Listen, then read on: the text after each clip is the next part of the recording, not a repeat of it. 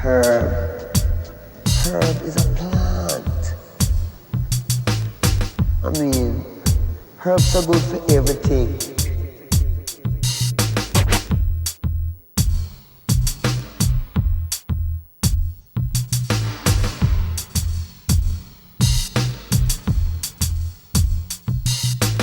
Herb.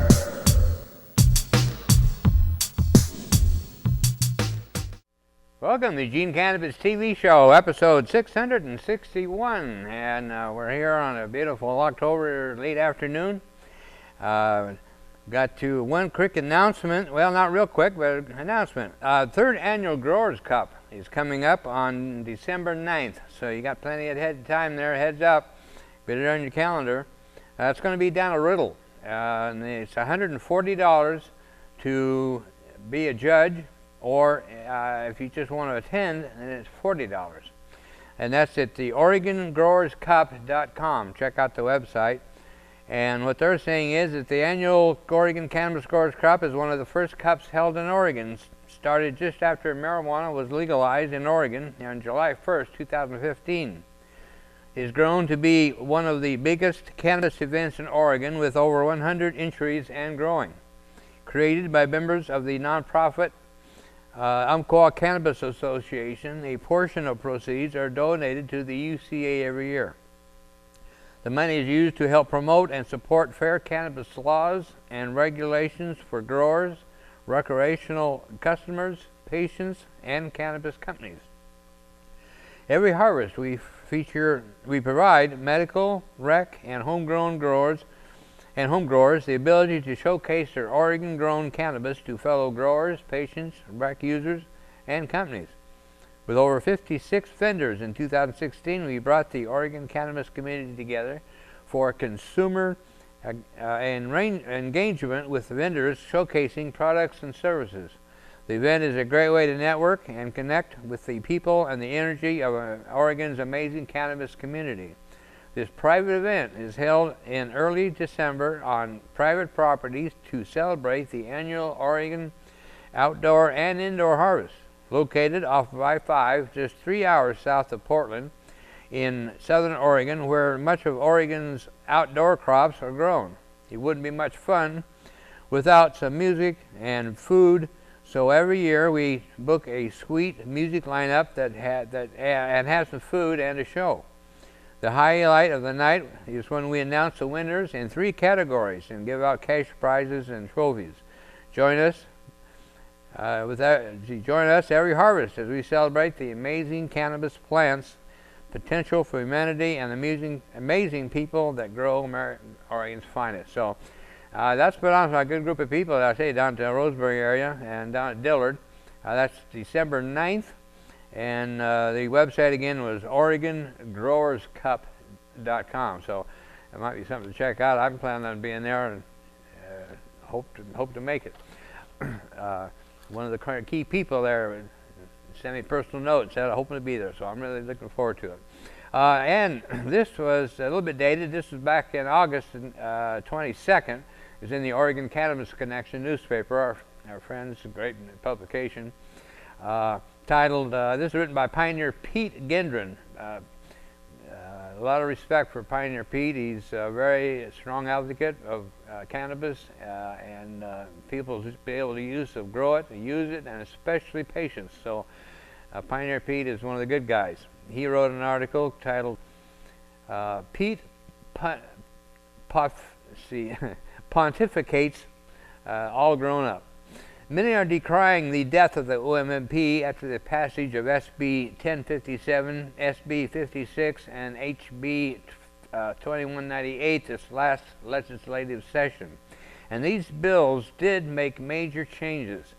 I'd like to take a contrarian view on what is happening and talk about our cannabis programs in Oregon and how they have grown up.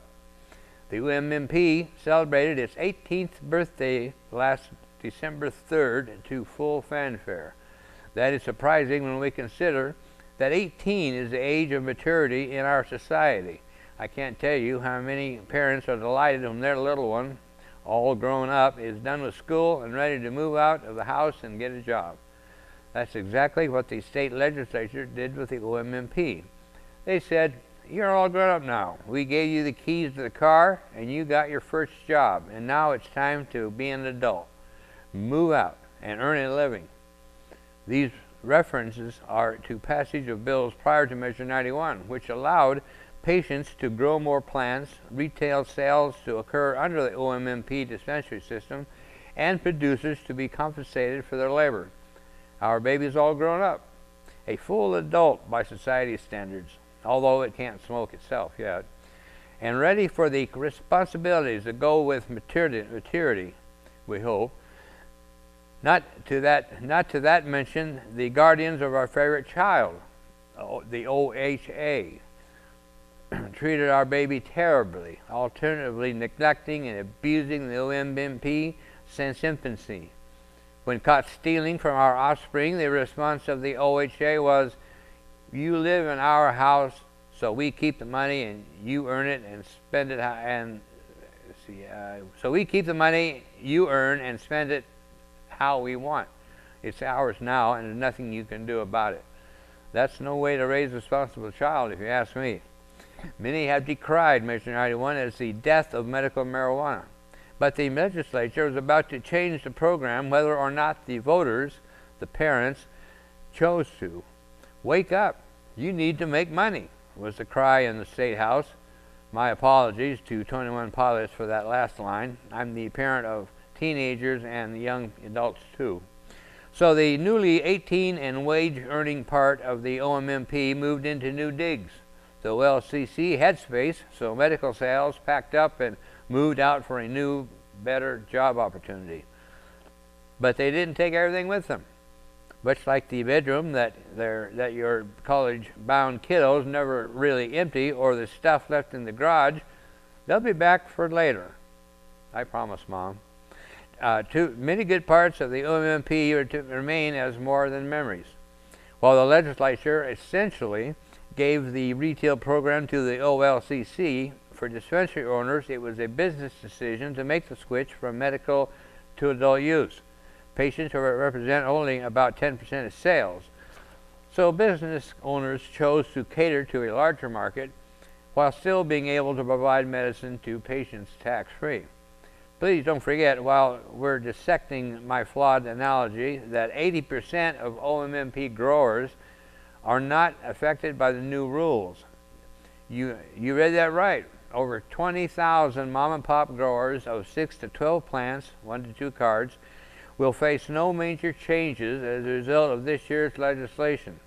Only the 20% of growers, those with 3 or more cards, are required to scale back their gardens or start reporting into the metric system. For some who have not had significant problems with the OMMP reporting system, this is not a bad thing, because medical growers have no path to market right now, at least within Oregon. About 5,000 OMMP growers have the ability to sell some of their produce into our retail outlets. What about the remaining patients? The OHA has taken over $9 million a year from our poorest citizens. 48% of OHHP participants qualify for means-tested reduced card fees, and spending it on other programs. This too stopped this legislative session.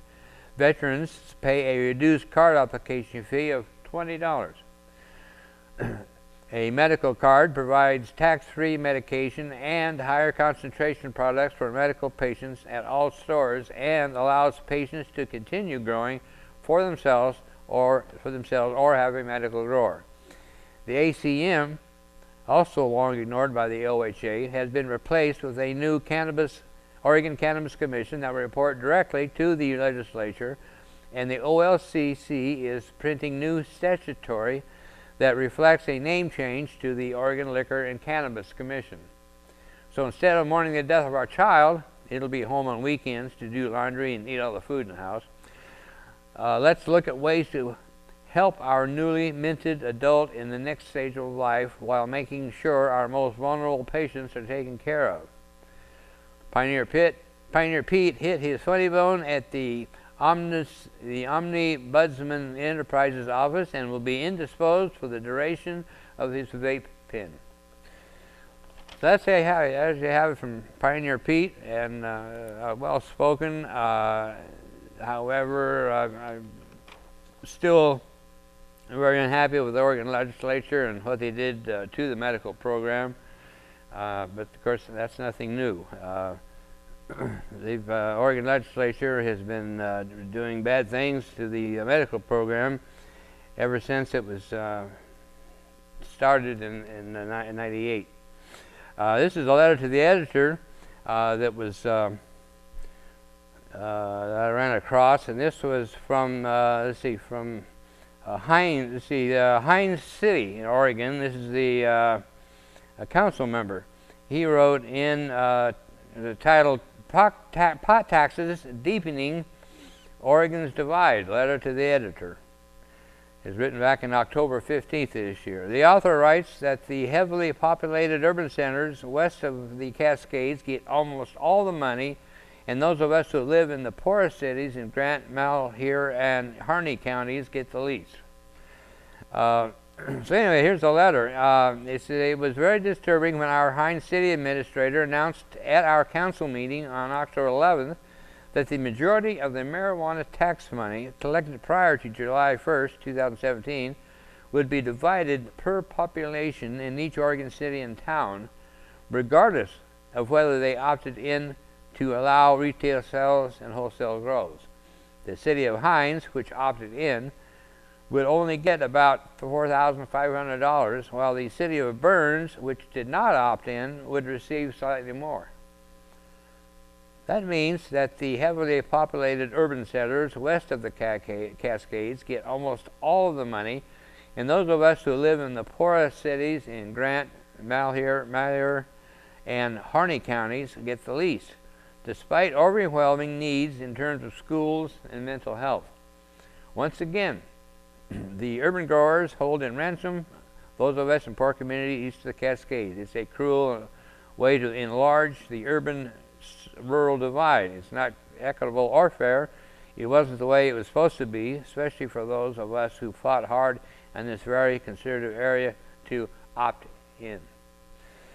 So the situation is not good all the way around. The legislature, of course, the idea of legalization is that to help stamp out the black market, and the irony of it is the Oregon legislature, in their wisdom, have managed to fuel the black market, and which is nothing new.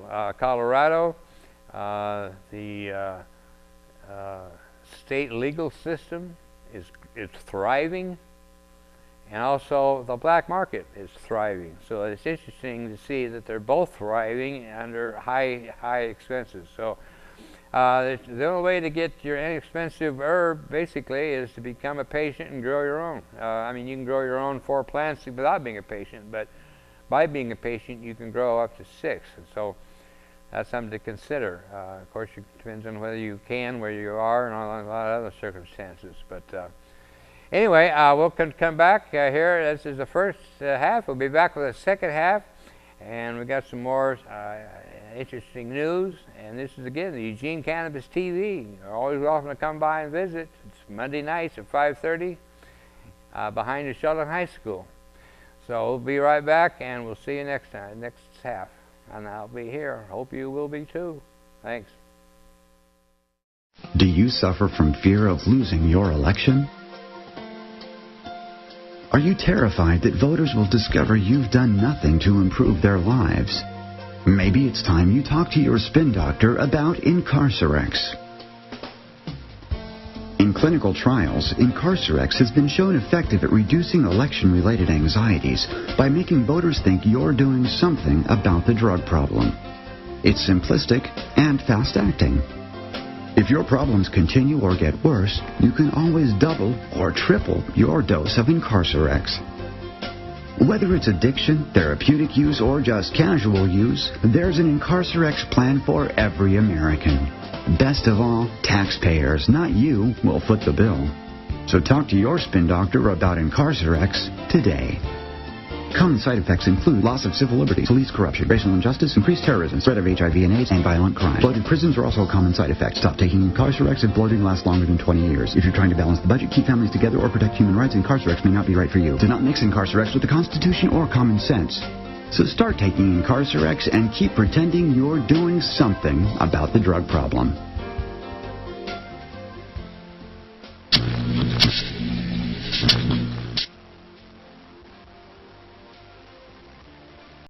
Welcome to the second half of the episode 661. You got Dank here, your host, and we're talking about the news stories that I've come across related to cannabis and cannabis law.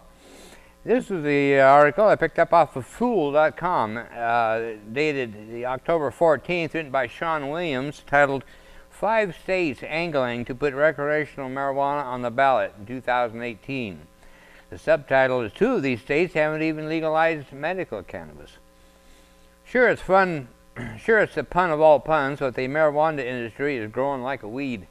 According to cannabis research firm ArcView, the North American legal cannabis market saw sales increase by 31% in 2016 to $6.9 billion, and they're liable to grow by an average of 26% a year through to 2021. That's a nearly $22 billion market up for grabs, and investors clearly want a piece of that pie. Though Mexico legalized medical cannabis in June, and Canada may be on the verge of green lighting recreational weed in July 2018, it's still the U.S. market that's viewed as the largest opportunity for the legal cannabis industry. Since 1996, 29 states have legalized medical cannabis, with an additional 8 states having legalized recreational pots in 2012. With recreational weed the greatest source of growth potential for the legal marijuana industry, all eyes are on which states could be next to legalize recreational pot. As we look forward to midterm elections, 2018, the following 5 states already have one, or in some cases far more than one, initiative or amendment lined up to legalize marijuana for adult use. The big question is whether or not these pieces of legislation will make it onto the ballot. Arizona. Of all the states to consider legalizing recreational cannabis in 2018, Arizona is the most logical. Arizona put a recreational weed measure on the November 2016 ballot, and it wound up failing to pass by a mere 2%. We've seen some of the most progressive states such as Oregon and California fail to pass a recreational pot initiative on their first try. So focused efforts by pro-legalization groups may be able to sway voters to pass such a measure in 2018. According to Ballotpedia, there are 5 marijuana-based initiatives in 2018, including one for industrial hemp and the expansion of medical marijuana access. Perhaps the most intriguing, though, is the Arizona's marijuana legalization initiative.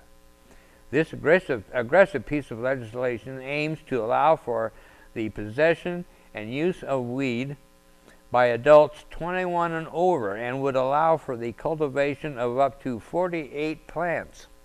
48, with more than a 0.3 more than 0.3% of THC level. It would also forbid local jurisdictions from passing laws that would keep legally operating weed businesses out. It's unclear if this initiative has a shot at passing, but it's among the most progressive this country has ever seen. Florida. It took Florida till the second time to try before it was able to successfully pass a medical marijuana amendment in November 2016. In Florida, passing marijuana legislation requires changes to the state's constitution.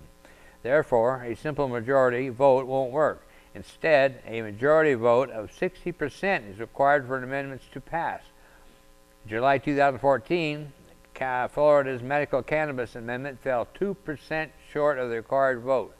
However, with pro-legalization groups focusing their efforts on Florida in 2015 and 2016, it passed with ease, this time around 71% yes, 29% no.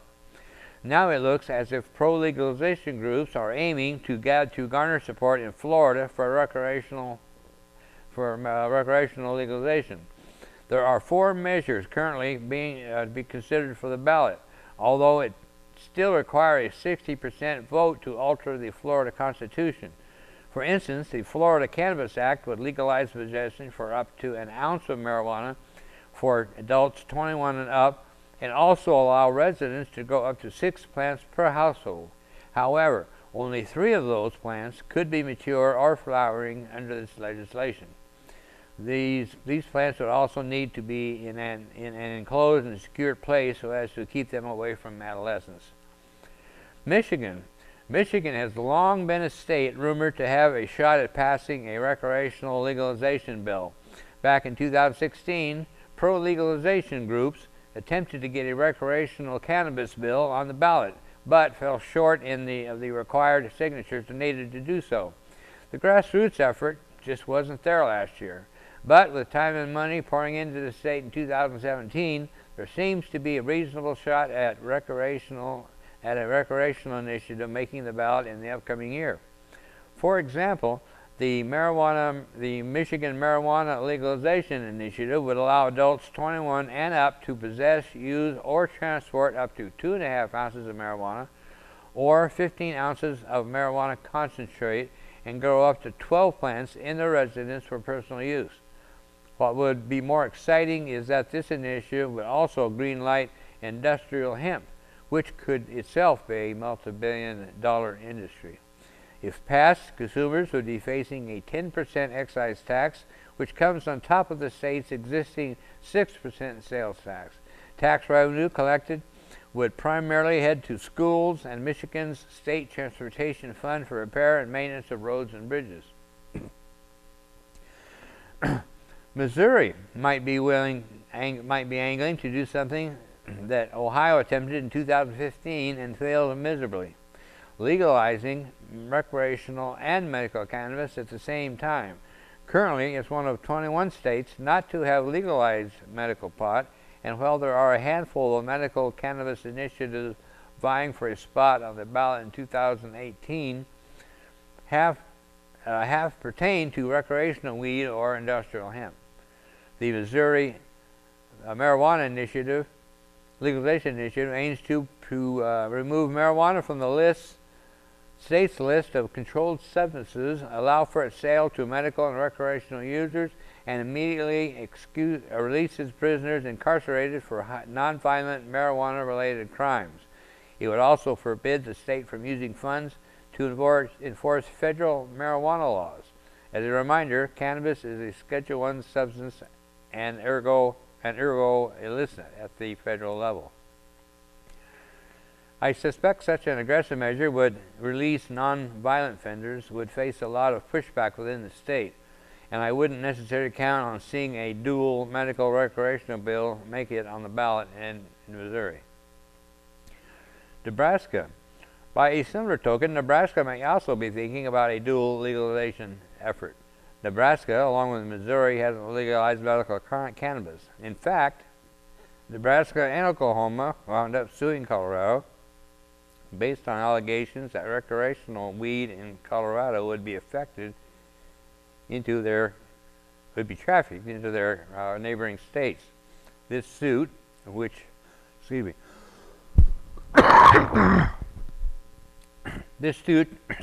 the Supreme Court denied in 2016, makes the idea of Nebraska's angling for a dual legalization a complete head-scratcher. Nonetheless, there's at least a slim chance that the Nebraska Right to Cannabis initiative makes it onto the ballot in 2018. This measure would create a constitutional right for people aged 21 and up to possess, manufacture, and distribute cannabis for personal or commercial uses. It would also allow those under 21 to possess and consume medical cannabis with the written permission of a guardian and a written recommendation from a licensed physician. Still, I doubt this measure will make it on the ballot. And that was from fool.com. And anyway, it's an interesting perspective on what's going on with the legalization.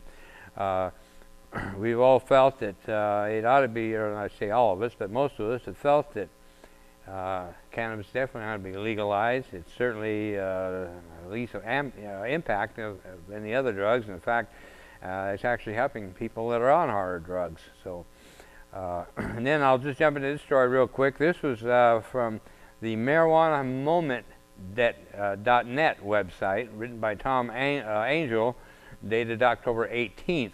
Pro-legalization congressman to target anti-cannabis lawmakers. One of the Congress's leading champions for marijuana law reform is going beyond just trying to pass legislation to push back federal prohibition, and is now actively working to defeat fellow lawmakers who are standing in the way of those bills. I've been working to try and give you a better Congress, Representative Earl Blumenauer, Democrat, Oregon, said at a cannabis industry event on Tuesday night. One of the other things we are doing is not just helping friends, but to help people who are against us find something else to do with their time. The first target is Congressman Pete Sessions, Republican, Texas, a chairman of the powerful House Rules Committee. Sessions, who is not related to the U.S. Attorney Jeff Sessions, has played a key role in preventing marijuana legislation from advancing. In that capacity, Sessions has blocked a number of cannabis measures from even being introduced on the House floor, including ones to protect state laws from federal interference. So anyway, the fight goes on, but we've got Earl Blumenauer, a hero here in the state of Oregon, doing a lot of work for the cannabis issue and for patients and just freedom in general. So we definitely need to support Congressman Blumenauer. And that is what I got out for tonight, and I hope to see you next week. Remember, you can always be a guest. Come by at the Community Television 29 Studios behind Sheldon High School, right around the corner in the same building as KRVM-FM. So you're always welcome to come by and be on the show if you like. Tell your cannabis story, but come by and say hi. So we'll see you next week, and I will certainly be here, and I hope you'll be too. So we'll see you.